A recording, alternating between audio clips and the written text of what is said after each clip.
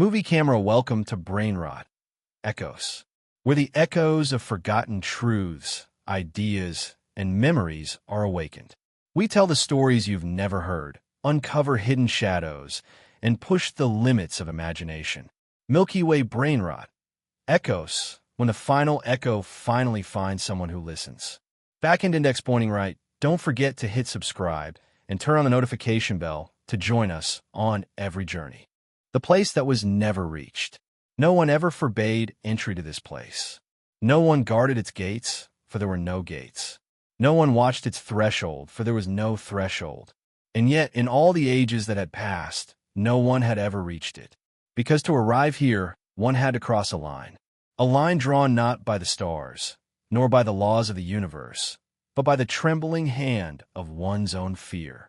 Oren had heard of such a place in whispers of forgotten stories, a place said to exist only for those who dared step beyond themselves. And now he stood at its edge, or so he thought, but there was no edge to stand upon. There was no path leading here, no marker to show how far he'd come. The space before him was pure white, but not blinding. It was emptiness that seemed to swallow sound, weight, and meaning. He felt his breath catch. Am I really here? A voice rose in his mind, his own, but deeper, as though speaking from a well he had long refused to look into. You are not enough to tell the story of a world. Oren's heart clenched. The word struck too close. You're only the echo of things greater than you, a shadow trying to pretend it's light. He took a step forward, or perhaps the void stepped toward him. It was impossible to tell. What you write is nothing but a pretty lie to comfort memories already crumbling to dust. Oren clenched his fists. The voice wouldn't stop. You're not real. And if you were to vanish, nothing would change. He wanted to shout back. That's not true. But the words caught in his throat. Wasn't it? These were not the voices of enemies. Not Obliv's cold certainty. Not Shahur's unyielding logic. Not Naira's searing defiance. No, this voice was his own. The part of him that had always doubted, always feared, always asked if his stories mattered at all. He felt small, smaller than he ever had. But then, as the whiteness pressed in, he breathed, slowly, steadily. His fingers found the worn spine of his notebook. He opened it, turning to a clean page. The pen felt heavy as a star in his hand, but he wrote anyway. If I am a lie, then let me be the lie that saved a memory from being devoured. If I am not enough, then let me be the one who still writes while I can. As the ink sank into the page, the world changed. The blankness cracked, like mist unraveling at dawn's first breath. A stairway appeared, spiraling into the unknown. It led neither upward nor down. It led inward. Oren hesitated only a moment, then placed his foot upon the first step. A face rose from the fog, the first person who had ever told him a story and left it unfinished. A second step, a boy's face, his own, younger, tear-streaked, tearing pages from his diary, terrified of the laughter those words might bring. A third step, a name he had once written with trembling hope, then crossed out, certain he had no right to name another. Each memory stood before him, silent, not accusing, not pleading, only waiting. If I am part of you, they seemed to ask, may I stay? Oren's chest ached. He longed to answer, but no words came. He could only walk on. The stairway ended at a chamber with no walls, no door, no ceiling. Only a table, and on it, a blank manuscript. He sat. For a long time, he stared at the page, heart pounding. There was no title, no outline, no chapter heading. Just one line, waiting for him to see it. This is what never happened, because no one dared think it. Oren closed his eyes. No images came. No bichins. No dreams. He simply let the silence settle over him, until he felt the presence of thoughts he had never allowed himself to think. When he opened his eyes, the pen was already moving. I will write a memory that never existed.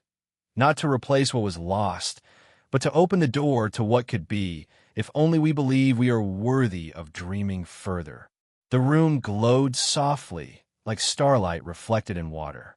Then, behind him, a gate appeared, as if it had been waiting for the one who would dare to write what had not yet been. Oren rose. He left the manuscript behind. There was no need to carry it. The place that was never reached now bore its first footprint. And somewhere a new story had begun. Understood.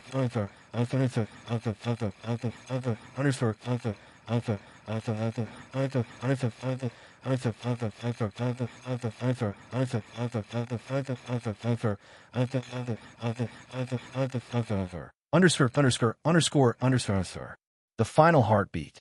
There was no path beneath Oren's feet. No stone, no dust, no mark of those who might have walked before. He moved through a silence so complete that even his heartbeat felt like an intruder. Ahead of him stretched a corridor of nothingness, as if the universe itself had paused, holding its breath between two pulses of life. He didn't know if he walked or floated. The space around him was light and dark all at once, like the inside of a closed eye. And far ahead, he felt it, not with ears or eyes, but with something deeper. A pulse. Slow, low, endless. The heart of the universe. It wasn't a heart in the way of flesh and blood. No chamber, no vein, no drum of muscle. It was the first rhythm, the last echo, the breath that had begun everything, the sigh that would end it all. Oren stopped. His hands shook, his legs felt hollow. What am I doing here, he thought. And then another voice, his own, but heavier, older. You came because stories always lead here. Because every tale, no matter how vast, ends where no more words are needed. He wanted to speak, to ask, and then what? But the silence answered for him. Then the teller must choose. Oren felt the weight of his notebook, its pages filled with the battles, the hopes, the doubts of so many. Shahor's hunger for perfect order, Naira's defense of imperfection, Obliv's erasure, quiet and cold. He saw cities left unfinished, forests without names, stones with words unsaid. He saw the place that was never reached, and his own lone footprint there.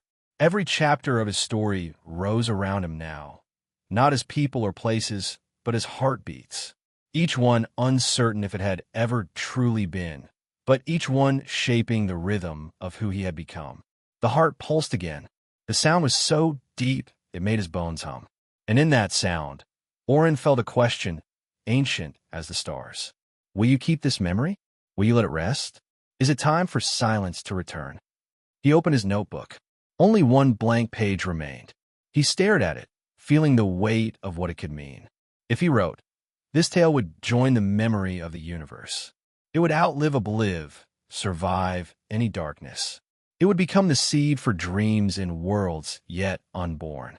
If he did not, the tale would fade, soft as a final breath. No pain, no regret, just peace. Oren's hand trembled. His breath caught. If I really believe this story is complete, shouldn't I let it rest? His heart answered, not with words, but with a quiet, steady knowing. He lowered his pen to the page and wrote, I do not write to preserve. I write so this may be spoken, at least once. If anyone needs it, they will tell it in their own voice. If not, this story has lived its heartbeat. The ink dried. The universe listened. The heart of the universe pulsed once more. Not loud, not soft, just enough. A ripple spread through space, like the surface of a still lake touched by the gentlest breeze. The light folded inward. The chamber dissolved into countless glimmers, each one a chance for the story to be born again, somewhere, sometime. Oren felt his lips curve. Not joy, not sorrow, just peace. The peace of knowing the tale had been spoken. He let the notebook slip from his hand. He didn't need it anymore. The story had left the page. It flowed now through the veins of every world that still dared to listen. And he turned away, no longer the storyteller, no longer the boy of defiance and dream, but simply one who had given voice to what needed saying. The heart beat behind him, slow, eternal. And ahead, the unknown waited. Understood.